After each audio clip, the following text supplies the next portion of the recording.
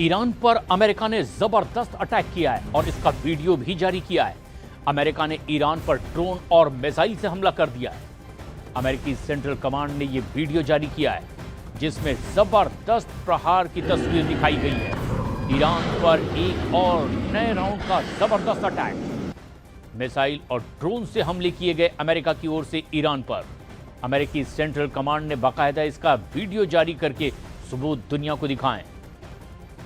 एक बार फिर अमेरिका ने जबरदस्त हमला किया है ईरान पर और इस वीडियो के जरिए ये जताने की भी कोशिश है कि जो दावा ट्रंप की ओर से किया गया, अब उसी तरह के भयानक परिणाम ईरान को भुगतने पड़ेंगे। ईरान पर अमेरिकी हमलों की ये तीसरी लहर पूरे पश्चिम एशिया में तनाव को चरम पर पहुंचा चुकी है। स्ट्रेट ऑफ हॉर्मुज में जहाज पर हमले के बाद अमेरिका ने दक्षिणी ईरान के सैन्य ठिकानों पर जबरदस्त ताबड़तोड़ एयर स्ट्राइक शुरू कर दी है। कई शहरों को निशाना बनाया गया है। जबरदस्त तबाही हुई है। लेकिन आखिर क्यों भड़का ये संघर्ष, एक बार फिर पूरी दुनिया अब यही जानना चाहती है।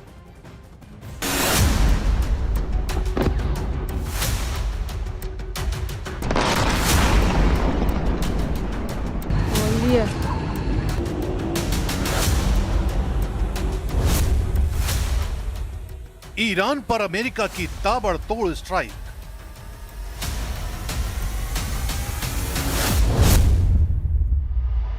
ईरान के अलग अलग शहरों पर विध्वंसक हमले।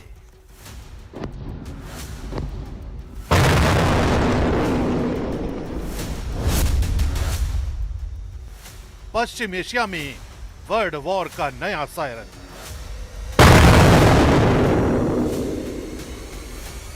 ईरान पर अमेरिकी हमलों की तीसरी लहर शुरू हो चुकी है। अमेरिका का दावा है कि ईरान को पहले भी व्यापारिक जहाजों पर हमला रोकने का मौका दिया गया था, लेकिन उसने समझौते का पालन नहीं किया।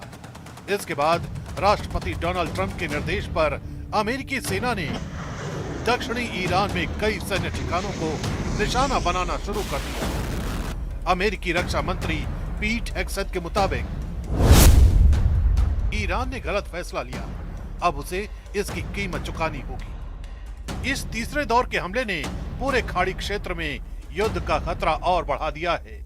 अमेरिकी हमलों का सबसे बड़ा असर दक्षिणी ईरान में दिखाई दे रहा है।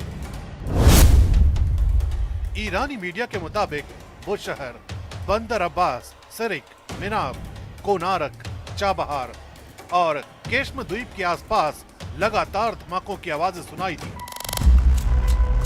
बंदर अब्बास और सिरिक में बड़े धमाकों की आवाज सुनाई दी। चाबहार और केश्म द्वीप पर भी विस्फोटों की खबरें आईं। यही इलाके स्ट्रेट ऑफ हॉर्मुज के बेहद करीब हैं और ईरान की नौसैनिक मिसाइल गतिविधियों के अहम केंद्र माने जाते हैं। अमेरिकी सेना का फोकस इन्हीं सामरिक ठिकानों को कमजोर करने पर है ताकि समुद्री रास्तों पर ईरान की सैन्य पकड़ कम की जा सके।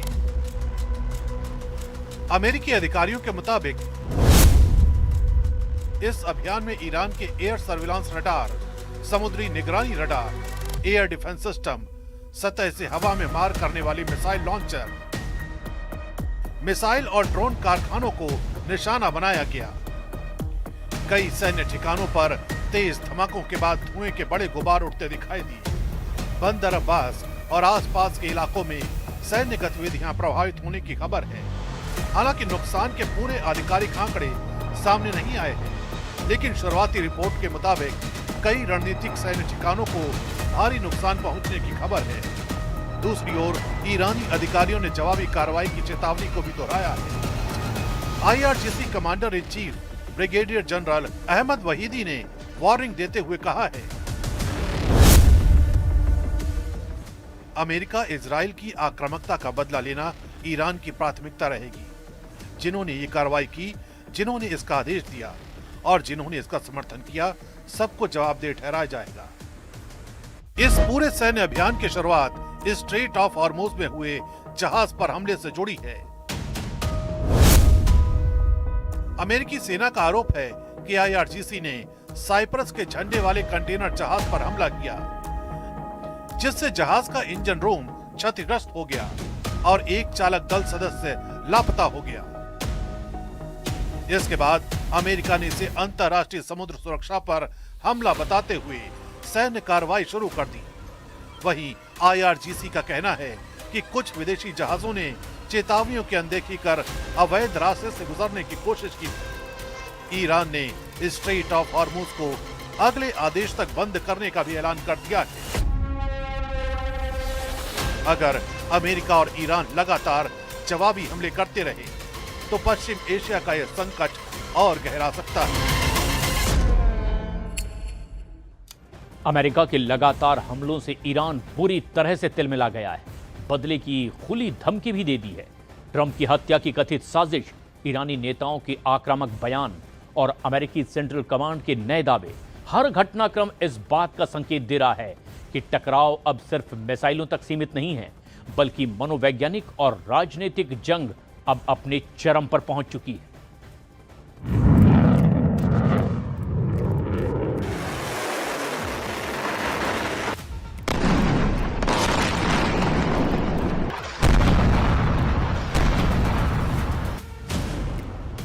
ईरान की खुली धमकी, खून का बदला खून। अमेरिकी हमलों के बाद ईरान का लहजा और ज्यादा आक्रामक हो गया है। मुस्तफा खामेनी ने ऐसा बयान दिया है जिसे सीधे अमेरिका और उसके सहयोगियों के लिए चेतावनी माना जा रहा है।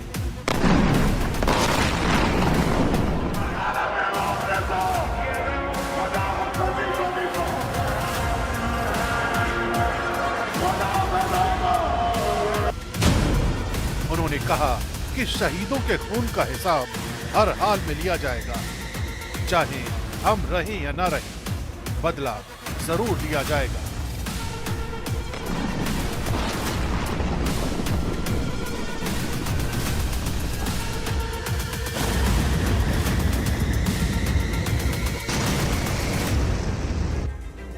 इस बयान से साफ संकेत मिलता है कि ईरान अमेरिकी कार्रवाई का जवाब देने के लिए दबाव बनाए रखना चाहता है। ऐसे समय में जब दोनों देशों के बीच सैन्य तनाव लगातार बढ़ रहा है, मुस्तफा का यह मैसेज संघर्ष के और खतरनाक दौर में जाने का संकेत माना जा रहा है।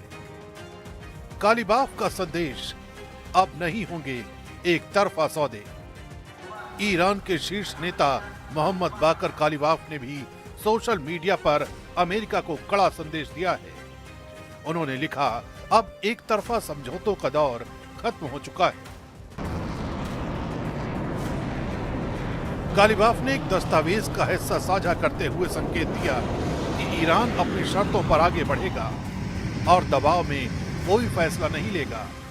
उनके पोस्ट का सीधा संदेश यही है कि अगर दुनिया या अमेरिका ईरान से किसी समझौते की उम्मीद करता है तो उसे बराबरी की शर्तें कबूल करनी होंगी। अमेरिकी हमलों के बाद कालीबाफ का यह बयान ईरान के राजनीतिक रुख को और साफ करता है, यानी तेहरान अब हर मोर्चे पर सख्त जवाब देने की रणनीति अपनाता दिखाई दे रहा है।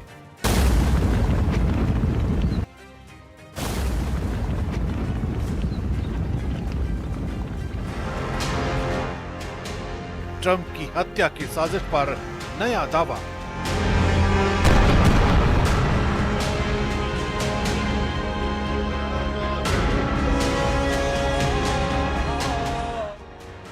ईरान अमेरिका में लगातार बढ़ते तनाव के बीच एक और बड़ा दावा सामने आया है। अमेरिका के इजराइल में राजदूत माइक हकावी ने कहा है कि इजरायली खुफिया एजेंसियों ने अमेरिका को डोनाल्ड ट्रंप की हत्या की कथित ईरानी साजिश की जानकारी दी थी। फॉक्स न्यूज को इंटरव्यू देते हुए माइक हकावी ने दावा किया, इसी सप्ताह इजरायली खुफिया एजेंसियों ने अमेरिकी प्रशासन को एक बेहद खास इनपुट दिया था। इस इनपुट में राष्ट्रपति डोनाल्ड ट्रंप की हत्या की कथित साजिश की जानकारी थी। इजराइल ने राष्ट्रपति ट्रंप और अमेरिकी अधिकारियों को आगाह किया था कि ट्रंप को निशाना बनाने की एक विशेष योजना तैयार की गई।